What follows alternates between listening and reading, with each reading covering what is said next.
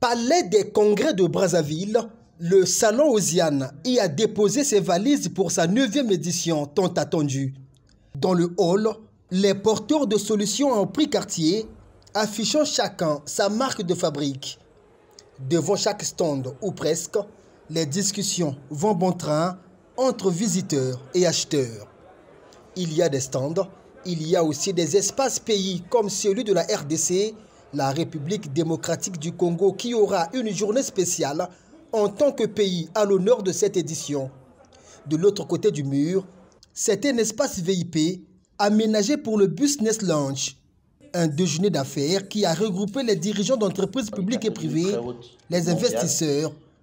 Occasion pour Luc Missidimbazi de planter le décor de ces trouvailles. Le but de ce lunch, Business Lunch, est de pouvoir principalement parler des défis que nous avons en termes de financement de l'innovation, de la tech, de la transformation numérique qui ne se pose plus puisque nous savons que beaucoup d'investisseurs et même des opérateurs, il y en a beaucoup autour de la table, ont la capacité aujourd'hui de financer la transformation numérique, mais nous constatons que nous avons quand même parfois une incompréhension, une non-maîtrise de l'innovation elle-même, de tout ce qui est tech en termes d'entrepreneuriat. Pour parler des missions de cette rencontre, des thématiques ont été tour à tour développées pour évoquer le développement du numérique, notamment les défis du financement et de l'investissement en Afrique centrale.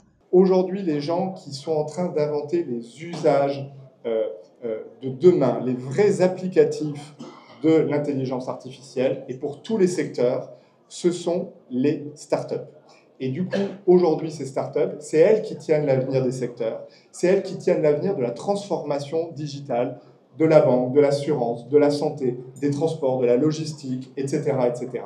Et il va y avoir à nouveau, je prends le pari, voilà, donc peut-être dans un an vous direz François Bitouzé s'est trompé, mais au moins on aura discuté de ça. Je prends le pari qu'on est dans un moment d'ouverture à nouveau vers les startups et que les financements vont revenir. Ils vont revenir via de l'open innovation, parce que les grands groupes, les entreprises, je parle beaucoup des grands groupes, mais ça peut être aussi les petites entreprises, elles ont besoin de cette intelligence, elles ont besoin de cette agilité, excusez-moi, et elles ont besoin de cette capacité de créativité qui n'existe que dans les startups. Des intervenants, ils ont été une dizaine à parler et proposer des palliatifs susceptibles de surmonter les obstacles à l'investissement. Des échanges qui ont aussi permis le partage d'expériences sur les politiques de développement du numérique. Pour ce qui est de la gouvernance, il faut une gouvernance qui soit proactive et qui soit évolutive, de manière à ce que les nouvelles technologies puissent trouver en fait la réglementation qui permette leur accompagnement et en même temps puissent en fait faciliter leur développement. Donc par rapport à cela, il y a justement ce renforcement de capacité très important à assurer auprès de la gouvernance en général, donc parlant là de toutes les administrations qui interviennent dans je dirais la matière des télécommunications, parce qu'aujourd'hui il y a de la co-régulation, il y a de l'intersectorialité et il faut impérativement que je dirais la sensibilisation soit plus grande de manière à ce que cette gouvernance proactive et évolutive soit je dirais effective.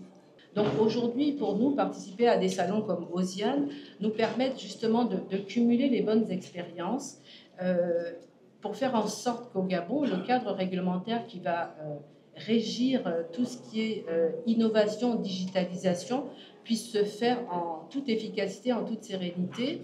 Donc ici, nous sommes véritablement pour apprendre, nous sommes véritablement à l'écoute. La recherche des solutions sur la valorisation des innovations et le développement d'une vraie économie numérique en Afrique centrale, le salon Osiane ouvre donc ses portes de manière technique.